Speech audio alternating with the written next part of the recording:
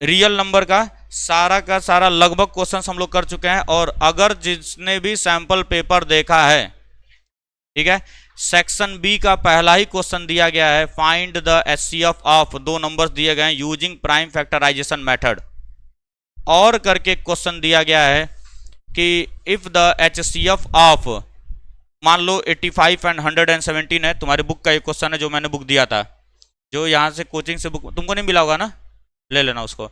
Book जो मिला गया है कोचिंग से, जो बुक दिया गया उसमें एक क्वेश्चन है, इफ एचसीएफ ऑफ, पहले भी ये क्वेश्चन करवाया हूं, 85 and 117 is expressible in terms of 85m minus 117, ये और करके क्वेश्चन दिया गया है।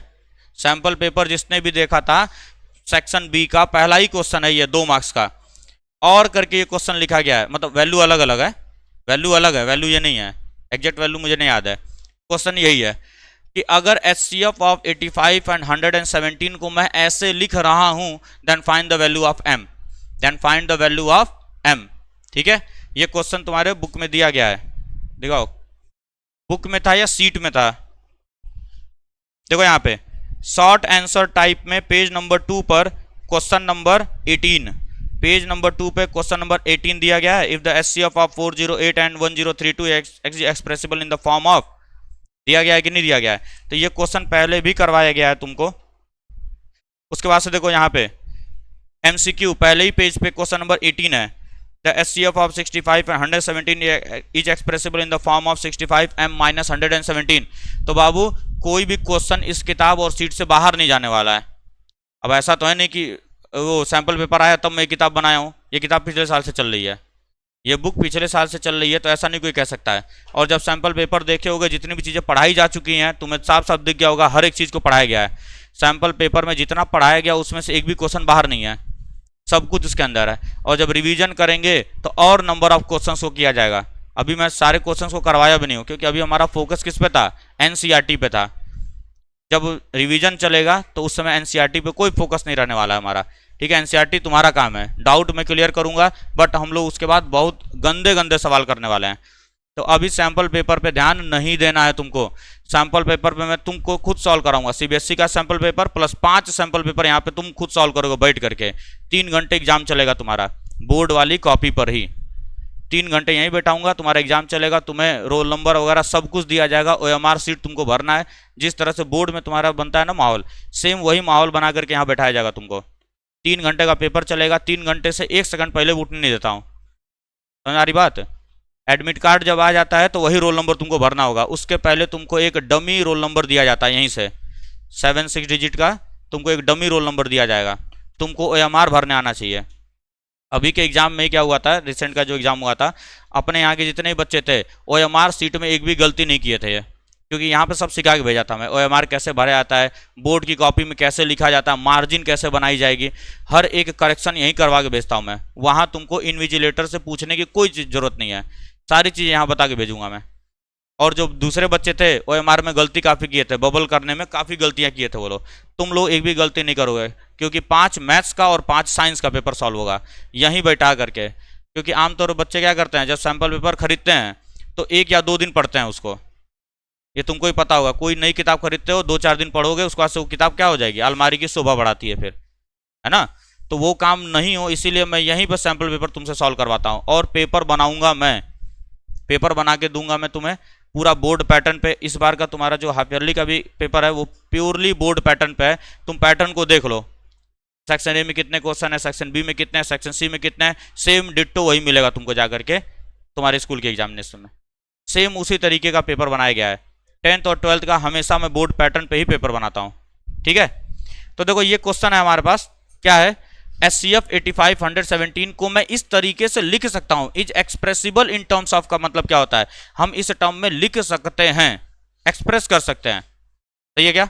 लेकिन सर मुझे पता है 85 और 117 का एचसीएफ तो कुछ और आएगा, मुझे पता है ना, तो मैं इसको नहीं देखूंगा, ये बात की बात है। सबसे पहले मैं निकालूंगा HCF of 85 and 117 by prime factorization method. तुम्हारे सिलेबस में प्राइम फैक्टराइजेशन है, सीट में यूक्लिड डिवीजन लेमा भी दिया गया है, उसको तुमको नहीं पढ़ना है, ठीक है। Every even number can be represented in the form of 2m 4m, ऐसे करके क्वेश्चन दिए गए होंगे, वो तुमको नहीं पढ़ना है, वो यूक्लिड डिवीजन लेमा का क्वेश्चन है, सिलेबस से हटा दिया गया है, बट सीट में दिया हूं मैं ताकि तुम्हें पता चले कि यूक्लिड डिवीजन लेमा नाम का भी कोई चीज होता है, इसलिए दिया गया, लेकिन वो पढ़ना नहीं है। ठीक, अब देखो सबसे पहले तुम इसको हटाओ, ये तो बात की बात है सर, सबसे पहले मैं एचसीएफ निकाल तो लूं, प्राइम फैक्टराइजेशन से निकालेंगे। तो कैसे निकाला जाता है? प्राइम फैक्टराइजेशन ऑफ 85 निकालो सर जरा, कितना आएगा?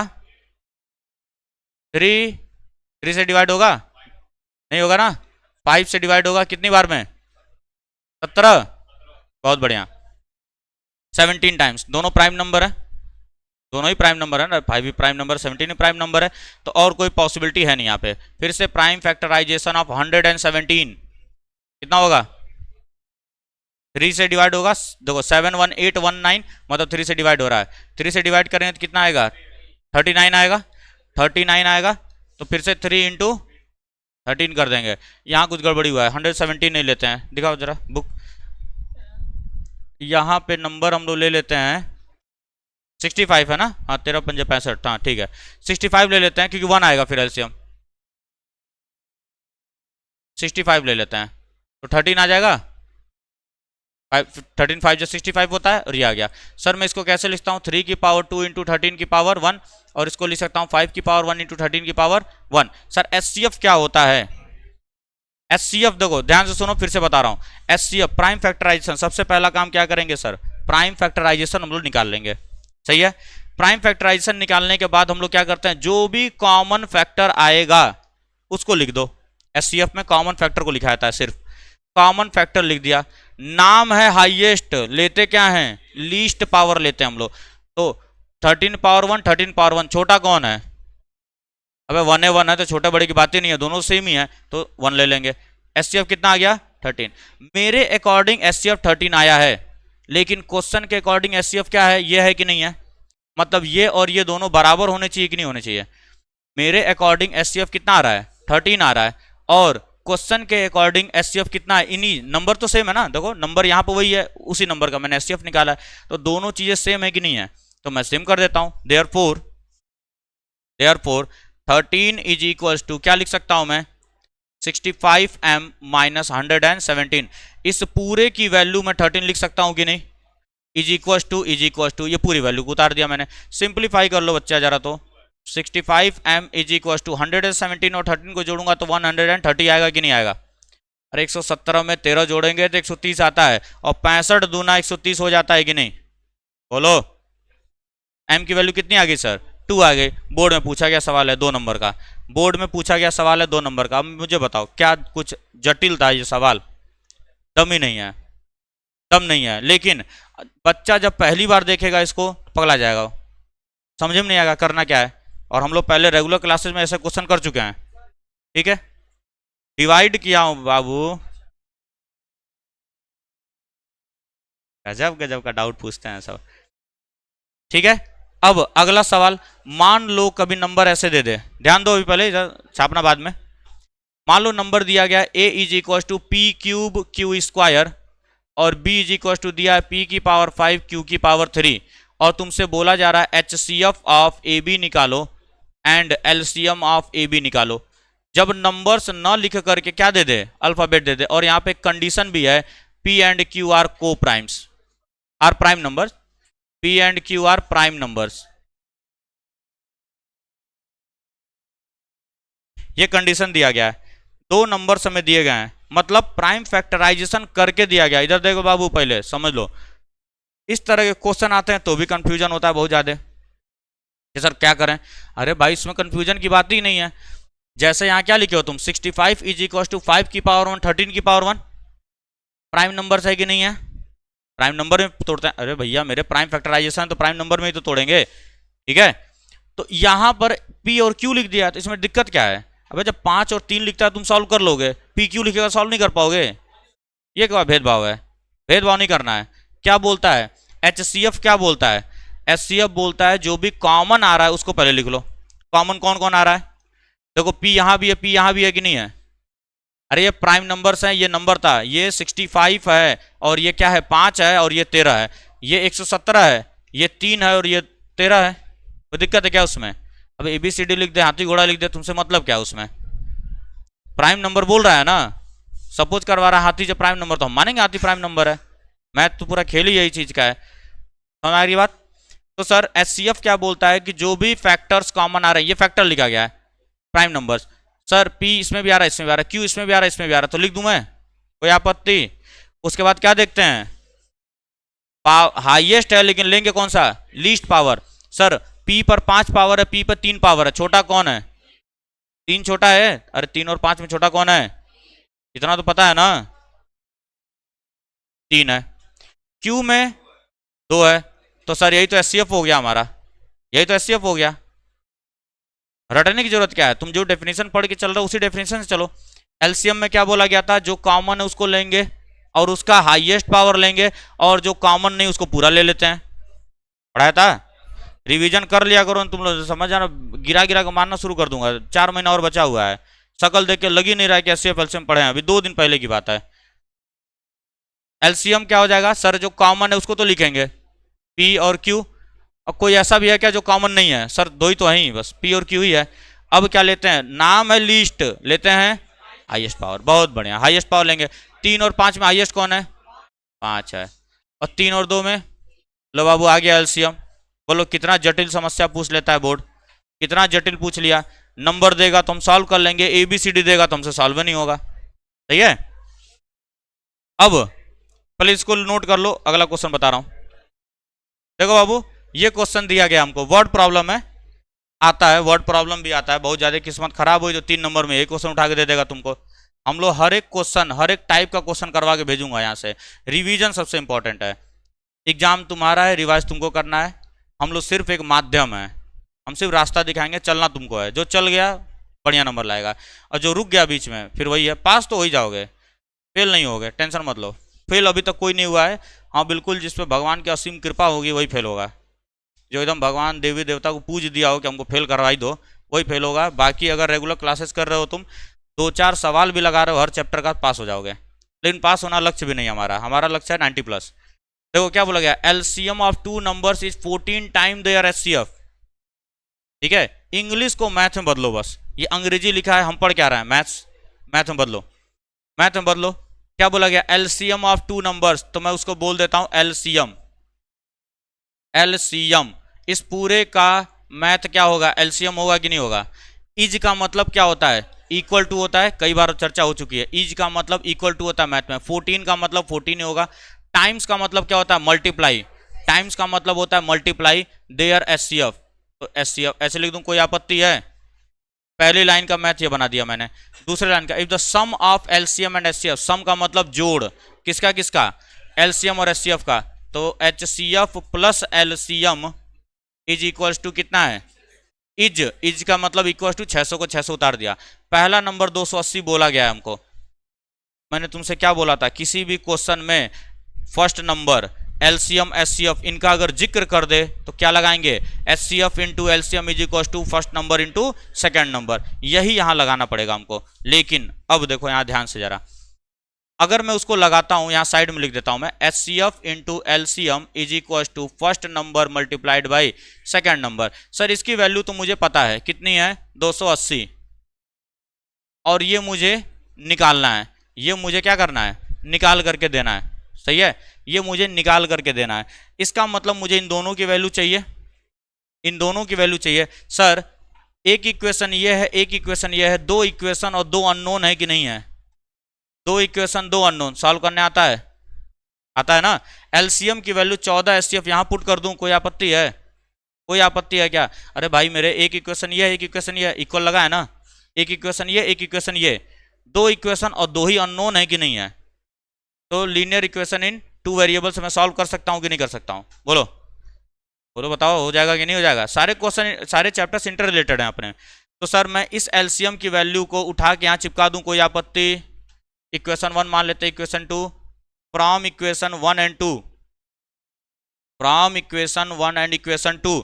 सर मैं इस एलसीएम की वैल्यू पूरे की पूरी उठा के यहाँ चिपका रहा हूँ। HCF plus 14 HCF is equal to 600 लिख दूं, कोई दिक्कत है? बोलो एक HCF 14 HCF मिलके कितना बना देंगे? 15 HCF बना देंगे। अरे सेव, एक सेव 14 सेव मिलके 15 सेव बनाएंगे, तो 15 HCF is equal to 600। Sir यहाँ से HCF कितना आ जाएगा? 600/15 हो जाएगा कि नहीं? क्योंकि यहाँ मल्टीप्लाई में इधर जाएगा तो डिवाइड में हो जाएगा। कौन 40 चिल्ला रहा है? हाँ वही तो आएगा लग रहा है। HCF कितना हो जाएगा? 40 हो जाएगा कि नहीं? अब सर HCF अगर 40 है तो चाहे यहाँ रख लो चाहे यहाँ रख लो, LCM कितना निकल जाएगा? यहीं रख लेता हूँ मैं, 14 × 40 लिख दूँ। अरे HCF 40 निकाल दिया ना, इसकी वैल्यू उठा के यहाँ पुट कर दो, इसकी वैल्यू उठा के यहाँ पुट कर दो, तो कितना हो जाएगा? 560। 560 आ गया LCM। सर ये भी मिल गया हमको, ये भी मिल गया, ये पता ही था, ये निकाल लूंगा कि नहीं निकाल लूंगा? बोलो कितना हार्ड था ये क्वेश्चन। लेकिन जब ये क्वेश्चन पहली बार लिखा था तुम लोग को हवा भी नहीं लग रहा था, क्या हो रहा है क्या हो रहा है। देखो बस मैथ्स में एक बात को याद रखो, मैथ्स में एक चीज को याद रखो बाबू, क्वेश्चन तुमको भले ही ना समझ में आए, शुरू कर दो बस उसको, जो आता है उससे शुरू करो, अपने आप रास्ते तक पहुंच जाओगे। जब तुम चलोगे ही नहीं तो मंजिल तक पहुंच पाओगे क्या? खुद बताओ। जब तक तुम चलना ही नहीं स्टार्ट किए तो मंजिल तक तुम नहीं पहुंच सकते हो। तो चलना तो स्टार्ट करो। हो सकता है रास्ते में दिक्कतें आएंगी, लेकिन चलते रहो, रुकना नहीं है। चलते रहोगे पहुंच जाओगे। 2 टाइम्स कैंसिल होगा, नंबर क्या आ गया हमारा? 80 आ गया कि नहीं आ गया? नंबर हमारा 80 हो गया। सही है, आसान था क्वेश्चन, कोई दिक्कत नहीं है। कॉपी। ये क्वेश्चन थोड़ा सा इंपॉर्टेंट है, इसलिए यहाँ पे एक कॉन्सेप्ट हमको समझना है। क्वेश्चन में बोला क्या गया है? Can 2 numbers have 15 as their HCF and 175 as their HCF। क्या ऐसे 2 नंबर्स हो सकते हैं जिनका HCF 15 आ जाए और LCM 175 आ जाए? क्या ऐसा हो सकता है क्या? अब मुझे ये चेक करना पड़ेगा। अब यहाँ पर एक कॉन्सेप्ट है, जरा ध्यान से सुनना, मेरी बात को जरा ध्यान से सुनना है। इसको हटा रहा हूँ मैं, इसको रहने दो, चलो इसको हटाते नहीं, इसी से मैं समझा देता हूँ। देखो बाबू, नंबर्स हमारे क्या क्या आए थे? 80 आया और 280 था कि नहीं नंबर? यहां ध्यान से देखना, इसी क्वेश्चन को देखो जरा। फर्स्ट नंबर क्या था मेरा? 80 था, और सेकंड नंबर क्या था मेरा? 280 था कि नहीं? बोलो, था ना? और HCF कितना आया हुआ है? 40 आया है कि नहीं? तो मैं किसी भी नंबर को, ध्यान से सुनना है मेरी बात को, किसी भी नंबर को मैं 40 × 2 और इसको 40 × 7 लिख सकता हूं कि नहीं? बोलो, लिख सकता हूं? अरे जब इसका तोड़ूंगा तो 40 दूना 80 होता है, 40 सते 280 होता है कि नहीं?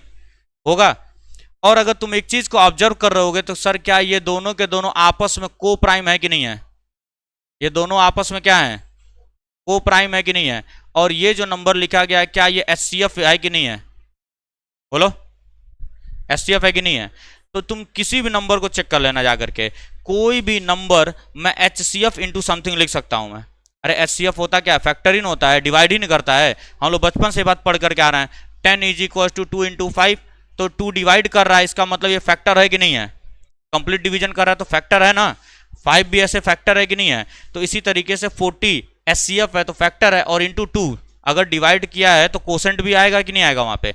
लेकिन एक बात याद रखना, कोसेंट जो आता है वो हमेशा क्या होगा? प्राइम नंबर होगा, हमेशा प्राइम नंबर होता है। इस चीज को अपने दिमाग में बिठा कर रखेंगे। बात समझ में आती है क्या? बात समझ में आ रही है? तुम कोई भी नंबर का HCF LCM निकाल लो। नंबर को मैं ऐसे लिख सकता हूं, मैं नंबर को कैसे लिख सकता हूं? जो भी नंबर गिवन होगा मैं उसको HCF × K, जहां पे K हमारा बिलोंग करेगा नेचुरल नंबर से, ऐसे लिख सकता हूं मैं किसी भी नंबर को, क्योंकि HCF का मतलब ही होता है फैक्टर। सही है? तो मैं यहां मान लेता हूं, लेट फर्स्ट नंबर जो है हमारा 15 × X मान लूं, और सेकेंड नंबर को मैं 15 × Y मान लूं। कोई दिक्कत है? जहां पे X और Y क्या हो जाएंगे? को प्राइम नंबर्स होंगे कि नहीं? को प्राइम का मतलब क्या हो गया? उनका HCF 1 होना चाहिए। बोलो, को प्राइम मान सकता हूं मैं? कोई दिक्कत है इसमें? कोई दिक्कत हो बताओ? को प्राइम माना जा सकता है। हा? अरे भाई यहां समझाया तो। तुम कोई भी नंबर लो, जैसे मान लो 12 और 15 का HCF कितना आएगा? 3 आएगा। ये है ये क्वेश्चन। तो 12 को तुम क्या लिख सकते हो? 3 × 4 लिख सकते हो, यहां HCF होना चाहिए। 15 को तुम 3 × 5 लिख सकते हो, ये हमारा HCF हो गया। और ये दोनों नंबर आपस में देखो जरा ध्यान से, क्या को प्राइम नहीं है? 4 और 5 को प्राइम, हमेशा ऐसा ही होगा, हमेशा ऐसे ही होगा वो। बात समझ आ रहा है? किसी भी नंबर को तुम देख लो जाकर के, अगर तुमने HCF को सेपरेट कर दिया तो जो बचे हुए नंबर्स होंगे वो आपस में को प्राइम होंगे। तुम किसी नंबर में जाके देख सकते हो। और ये बहुत इंपॉर्टेंट कॉन्सेप्ट है, सिर्फ यही नहीं, एसएससी, सीजीएल, बैंकिंग, रेलवे, तुम जाए जहां की भी तैयारी करो इस तरह का क्वेश्चन पूछता है वहां पे।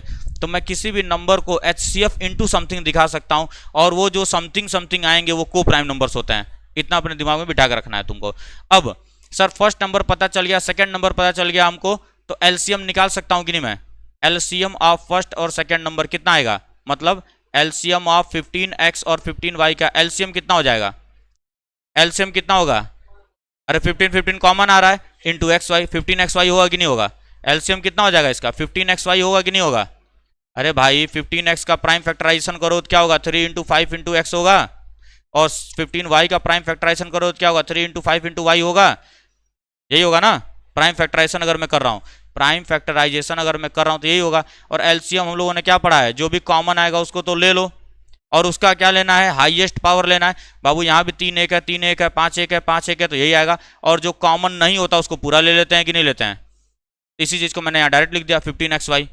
तो एलसीएम कितना आएगा? 15xy। मेरे अकॉर्डिंग एलसीएम कितना आ रहा है? 15xy। बट सवाल के अकॉर्डिंग कितना दिया गया है? 175 दिया गया है कि नहीं? तो 15xy will be equal to 175 लिख दूं, कोई आपत्ति है? कैंसिल आउट करो, कैंसिल आउट करो, डिवाइड करो तो कितने टाइम्स जाएगा? 15, 5 से काटा जाए, 5 से काटोगे 5 3 जा 15, और यहाँ पे कितना हो जाएगा? 25, 5 5 जा 25, कितनी बार में जाएगा? 7 टाइम्स जाएगा।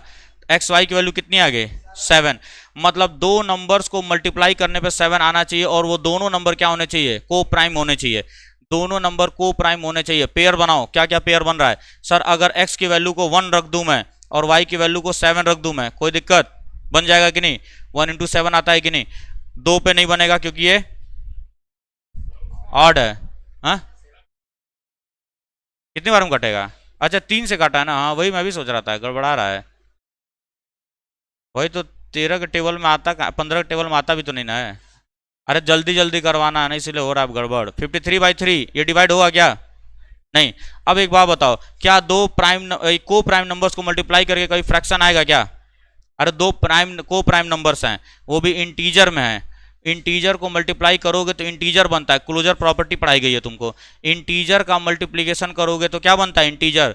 होल नंबर का मल्टीप्लीकेशन करोगे तो होल नंबर बनता है। नेचुरल का मल्टीप्लाई करोगे नेचुरल बनता है। इसी को क्लोजर प्रॉपर्टी बोलते हैं। क्लास 8th मैथ्स में पढ़ाया गया है तुमको। Closure property, commutative property, distributive, associative. और बच्चे कहते भी हैं सर इसका यूज कहाँ पर है? लो आ गया ना यूज। इसलिए हर एक चीज, मैथ का हर एक चीज यूज होता है, तुमको बताया नहीं गया, वो अलग बात है। क्या दो नंबर्स को प्राइम नंबर्स को इंटीजर को मल्टीप्लाई करने पे कभी रैशनल आ पाएगा? क्या कभी आ सकता है? इसका मतलब x और y की वैल्यू निकलेगी नहीं यहाँ पे। इसीलिए बोला है कैन टू नंबर्स, नो, ऐसे कोई नंबर्स नहीं है जिनका HCF 15 है और LCM 175 है। ऐसे कोई नंबर्स नहीं है, नॉट पॉसिबल। x और y को मल्टीप्लाई करने पे 35/3 कभी आ ही नहीं सकता है। हाँ 35 आ सकता है, 3 आ सकता है, बट रैशनल नंबर नहीं आ सकता है। बात आ गई समझ में? रैशनल नंबर नहीं आएगा, इसलिए ये इट इज इम्पॉसिबल।